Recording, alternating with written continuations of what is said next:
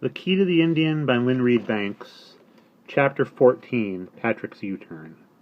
The next day, however, it seemed as if it was Patrick who had thought again. Omri woke from a shallow, dream-fractured sleep expecting a major row with him, but it didn't happen. They got dressed, Patrick avoiding Omri's eyes, and went down to an early breakfast without anything further being said. After breakfast, they loaded up the Cortina. Guion helped. He seemed to be having some regrets now about not coming, but his mother said he wasn't fit enough. She, meanwhile, was busy in the kitchen preparing enough food to withstand a siege. "Will we be able to take some of that back with us, Dad?" Omri whispered as they bumped shoulders at the back of the car, loading the tent and the cooler into the hatchback. "I presume so, if we're not touching it," he whispered back his dad. "I'm more concerned about taking useful things like this." He held up a Swiss Army knife with a lot of different blades. "I wish we had a gun," said Omri. "We might need it." His father, who was deeply opposed to guns, gave him a look. "Don't be silly. We couldn't even shoot a fly with it. There." "Oh, of course." Omri shivered slightly. "Patrick seems to be very quiet this morning. Did you speak to him?" "Yes." "Well, he didn't seem too pleased." "I'm not surprised, but he agreed." Omri shrugged. He was bewildered by the change in Patrick this morning. Now he was approaching across the lane, laden with sleeping bags and a small stove. "Where do you want to stow all this?" he asked flatly. Omri's dad took it from him and loaded it carefully. "Go on, boys, go and get the rest," he said. Omri and Patrick walked back to the house together. Omri was dying to speak, to ask, but he didn't know how. This silence between them after last night was as suspenseful as a held breath. But Patrick seemed determined not to break it. They made several more journeys to the car with food, blankets, and clothes. Then, at the last minute, Omri had to dash up to his room because he'd forgotten to pack his pajamas, which, of all useless items, his mother insisted he take. While he was up there, he paused to look at the cupboard. Perhaps he ought to bring Little Bear back just for a moment to warn him they were coming, make sure the dolls were ready for them. Why hadn't he thought of that? He hastily took the plastic bag from its hiding place and extracted Little Bear, shut him in the cupboard, and swiftly turned the key. Just as he did so, he became aware of somebody behind him. He swung around, his heart nearly flying out of his mouth. It was Patrick. "What are you doing?" Patrick asked quietly. Omri explained quickly. Patrick narrowed his eyes and came closer. "Go on, then. Open the door." Omri did. There was Little Bear standing on the shelf. He looked angry and, ignoring Patrick, burst straight into a stern speech. "Many days pass. Maybe like other English you forget you gave word." "No, we couldn't come just like that, Little Bear. We had to arrange things. We're coming soon, today." "Our need is great. You come," he said, and it was an order. "More days, and it is too late to hold council." "Are the toys ready?" "Ready many days." "How many are there?" Little Bear held up 2 fingers. "What about one for me?" It was Patrick's quiet voice. "Ah, Patrick, you come with Omri and father?" "Maybe," said Patrick steadily. "No toy ready. 2 is enough," said Little Bear, folding his arms. There was an uncomfortable silence. "Right," said Patrick. He reached across to Omri, and before Omri could say or sew anything, he had slammed the door shut and turned the key. Then, while Omri was still standing there staring, he turned the key again, opened the door, took out Little Bear's figure, and put the double figure of Boone and Ruby Lou on the horse in instead. "Wait, what are you doing?" Omri exclaimed anxiously. "Just showing you what's going to happen when you're gone," Patrick remarked calmly. "What do you mean?" Patrick turned and squared up to Omri. "Now get this straight," he said between his teeth. "I've decided I'm going to do what you want. I think it's lousy of you to expect it, but I'll do it. But remember, I'm in control. In the meantime, I'm going to sit back here pretending to be ill or whatever. Or I'm not going to sit back here and pretend to be ill or whatever. I'm going to be having some fun of my own." "Well, I'm going to take the key, so you—" "No, you're not going to take the key, so anything. I'm going to take the key, and then we are going camping." With that, he took the key out of the lock and slipped it in his pocket. Omri was so shocked that for a moment he just stood there. He'd seen Patrick mad before, acting recklessly, but he suddenly saw that as people get older, their characteristics, bad as well as good, become more pronounced. Patrick had always been capable of behaving like this, but now he was big, bigger than Omri. He was halfway through his growth chute. All sides of his character were growing with his body. For a second, Omri wanted to fight him for the key, but he knew he'd lose, and his sense of fairness told him that Patrick had a justifiable grievance. Just the same, Omri was not about to walk away and leave all his own little people at Patrick's disposal. Anything could happen. He pulled himself together. "Right," he said. "Since you've stolen the key, I can't stop you, but you're not going to mess with my little people." He picked up the plastic bag, put Little Bear into it, and stared Patrick in the face. "Please get out of my room," he said. "You can hide them, okay, go ahead."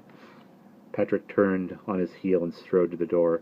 There he paused. Without looking around, he said, "I should hide them really well if I were you."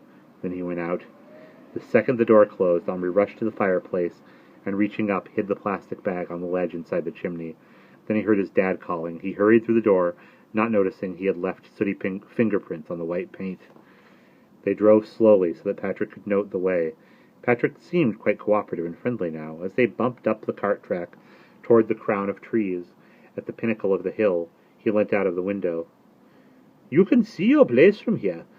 What if I just cut straight down through those fields instead of going by the road? Be much shorter." "What will you say? Have you thought?" asked Omri's father. "Oh yes, I've worked it all out. The thing is, the others are supposed to think you're on Dartmoor, right? So if I walk back here and tell them I threw up or had a row or whatever, they'll have to know where you are." Omri and his dad looked at each other. "That's right. So I'm not going back today. I'm going to camp here overnight." "On your own? Are you sure?" "I'm used to camping in our orchard at home. Sometimes with my brother, but often by myself. It's nothing. Then tomorrow I'll kick around. I've got my Walkman and a magazine, and I'll have the food. And then in the afternoon I'll walk back down there and say we all went for a hike on the moor, and we got separated, and I got completely lost in some mist and couldn't find you or the camping site. I'll say I spent the day hunting for you. In the end, I just decided to come back here and got a series of lifts as far as your village with the help of a map. I'll make myself look all worn out and grotesque." Omri was staring at him. He seemed to be his old self, entering into the spirit of the new adventure with relish. "But if we'd lost you, we'd have to report it and send out search parties," objected Omri's dad. "Ah," said Patrick. That stumped him, but only for a moment. "You know, I'll say that I left messages for you with the police that I was okay and had gone back to your place." "The police wouldn't let you go alone." "Okay, right. So the police drove me. If I say that, I won't even have to make myself look as if I'd walked half the way." "My wife," said Omri's father slowly, "is going to smell a rat, but I think it's the best we can do. Here we are." The car came to a stop right on top of Peacock Hill, resting in a little hollow invisible from below. They got out and ran up a slope onto the bank that nearly surrounded the hollow. All but the track entrance. Trees that Omri had seen from afar grew out of the bank in a rough circle. The peacock's crown that Omri had often looked at from his room. Their roots protruded from the earth like a giant's knuckles. The boys stood staring around. It was a glorious spot in every direction. The hills, fields, woods, and farms of this most beautiful part of England, marked out irregularly by hedges stretched away, bathed in morning sunlight. To the south, behind them, could be seen 3 times between three pairs of hills, a dazzling line, the sea. Turning back, Omri could pick out the thatched roof of home nestling below. As he watched, a tiny figure emerged from under the thatch and moved among the flower beds. His mother. Guion came out after her, turned away, and must have crossed the lane. They looked as the cattle and sheep in the fields looked, like living toys. As Omri thought these words, he shivered. Soon that was what they would be, living toys. As small the little bear and his people as his mother now looked to him. Unconsciously he reached out his hand as if to pick her up, trying to get the sense of her as small, not the strong person he knew her to be, but helpless in his hand. Patrick said, "Yes, she looks like I felt when Ruby Lou picked me up in Texas. You'll be like that soon, only it won't be so civilized." Indians had their own kind of civilization, said Omri. Patrick grunted. Come to that, I don't think white people were very civilized. They weren't in Boone and Ruby's time. One of them tried to shoot me the moment he saw me, and most of the others were dead drunk. Omri turned to him. Have you changed your mind about wanting to come back with me first? Yes. Why, we could go right now.